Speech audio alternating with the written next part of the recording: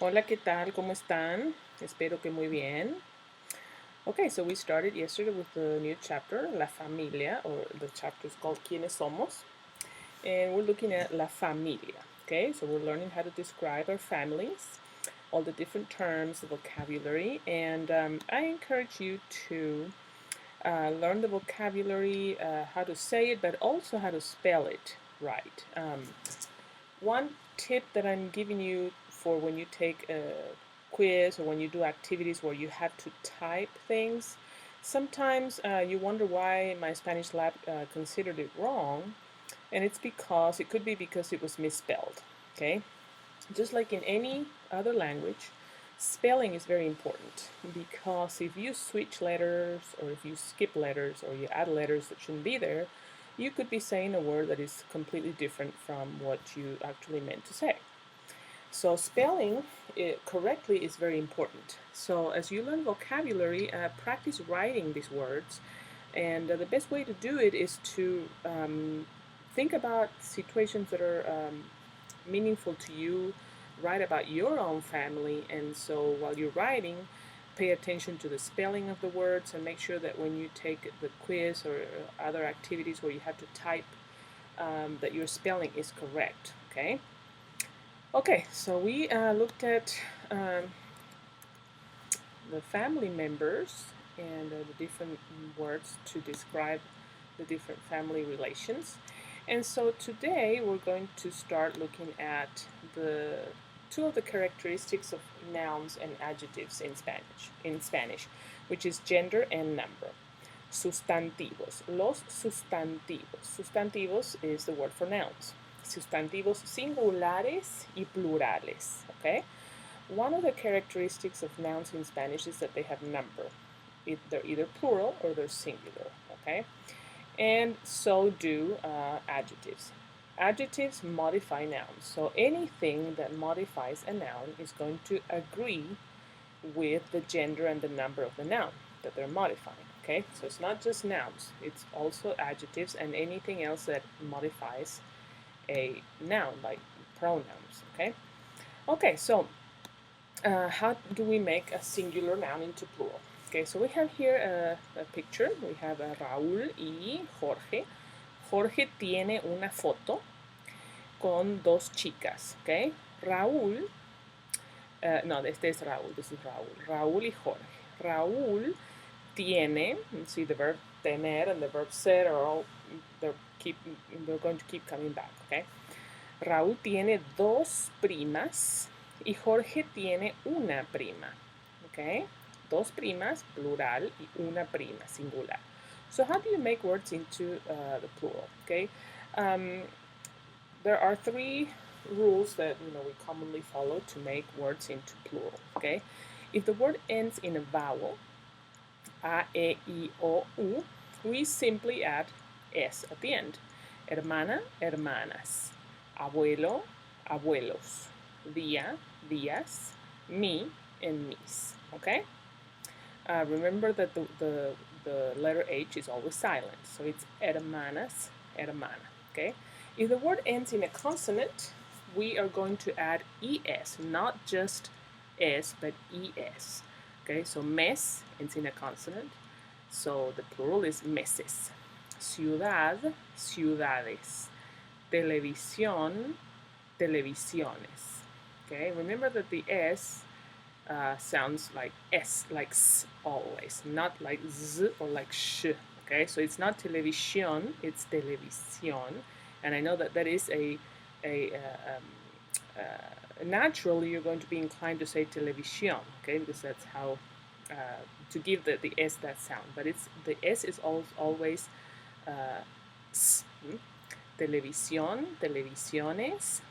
Joven ends with a consonant, so we add es. Joven, jóvenes. Now, if the word ends in a z, we're going to have to change that z into a c and add es. Now, also remember that the letter z always sounds like an s. Okay, so we do not have the sound z in Spanish. It's always s. Okay, lápiz. Lápiz, so we change the z into a c, and then we add es. Lápiz, lápices. Feliz, felices. Okay, so notice that feliz is an adjective. Okay, joven is an adjective. So adjectives and nouns follow the singular and plural rules. Okay, not just the nouns. In English, you do not pluralize adjectives, but in Spanish, we do because they have to agree with the nouns. Okay, so uh, mm, take a look at these three rules carefully and learn them, and then you're going to do the activities. 1-7, 1-8. You're going to do in the e-text activities in my Spanish lab, and if you're doing uh,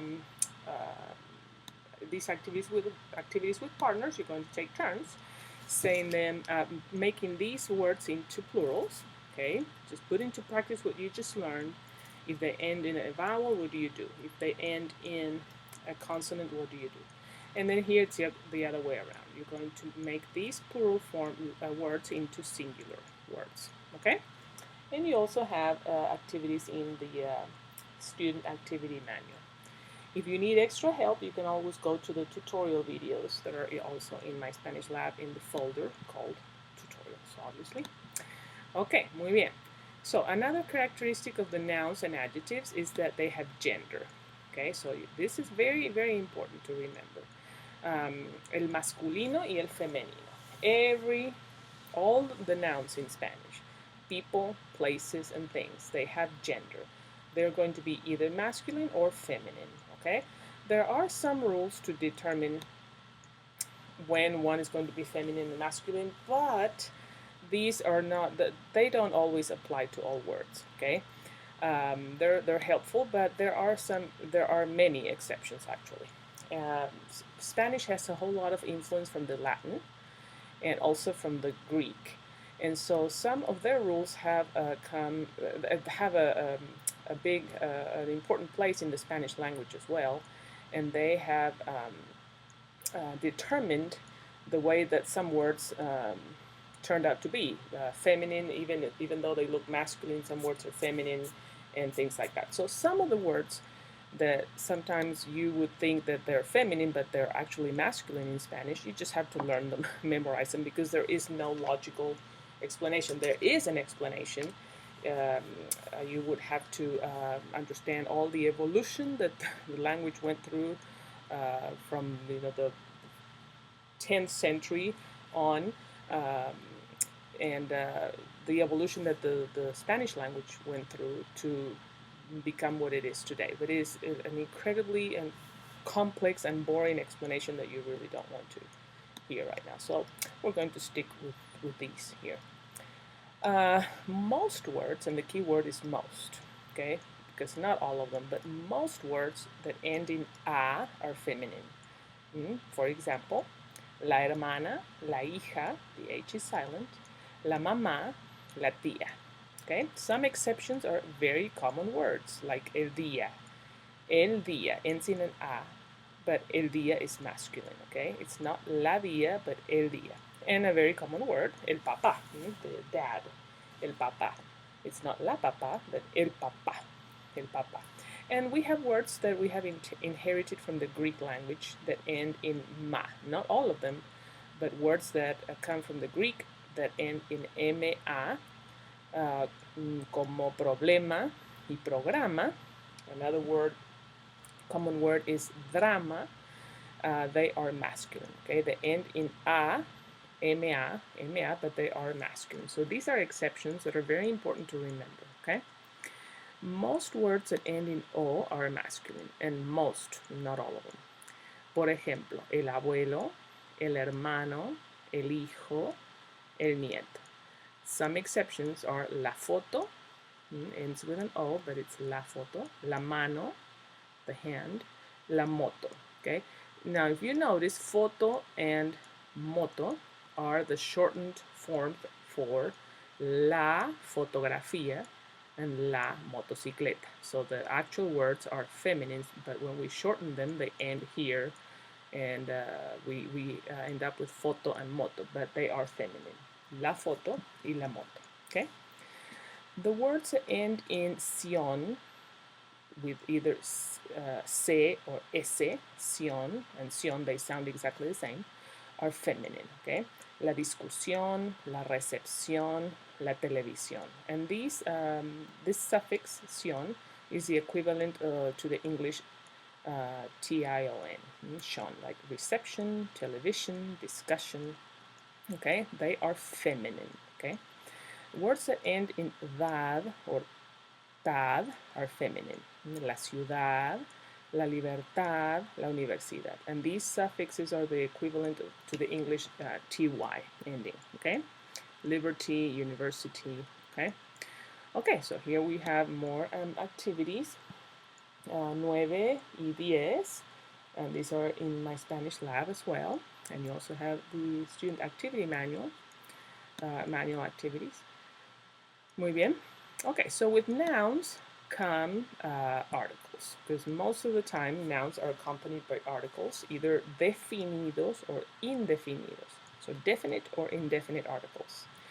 In English, you have the article de, and it works for feminine and masculine and singular and plural.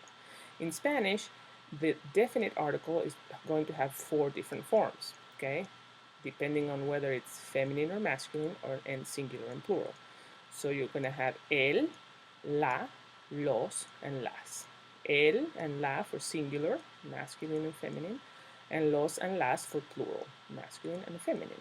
El hermano, los hermanos.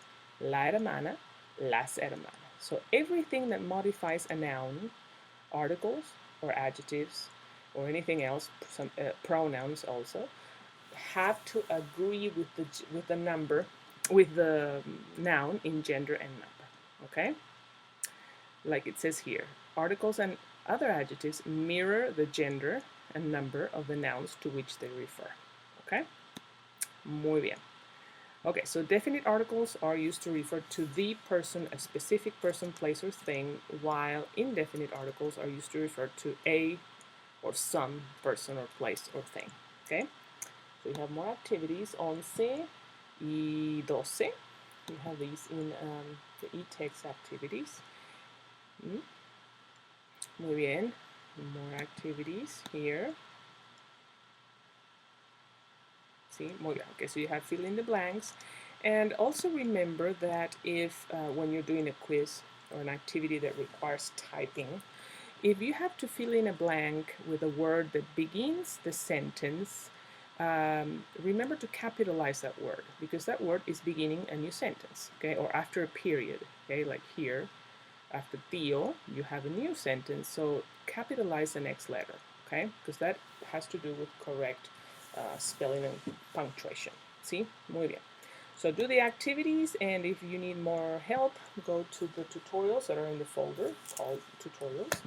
And each chapter is going to have 2 of these sections are called ¿Cómo andas? How are you doing? So this is what we have seen so far.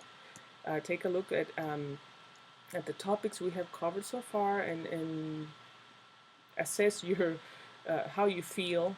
You know, if you feel confident about, you know, dealing with these topics, or if you need to review, go back, ask questions, do whatever you need to do to feel confident, okay? And remember to always be careful with spelling of the words, because that is going to make a big difference in your quizzes, okay? So tomorrow is going to be a rather light day. Every week we're going to have one day that is lighter than the others. So try to do the activities and get ready for tomorrow. And we are going to continue with possessive adjectives, okay? Entonces, hasta mañana. Adiós.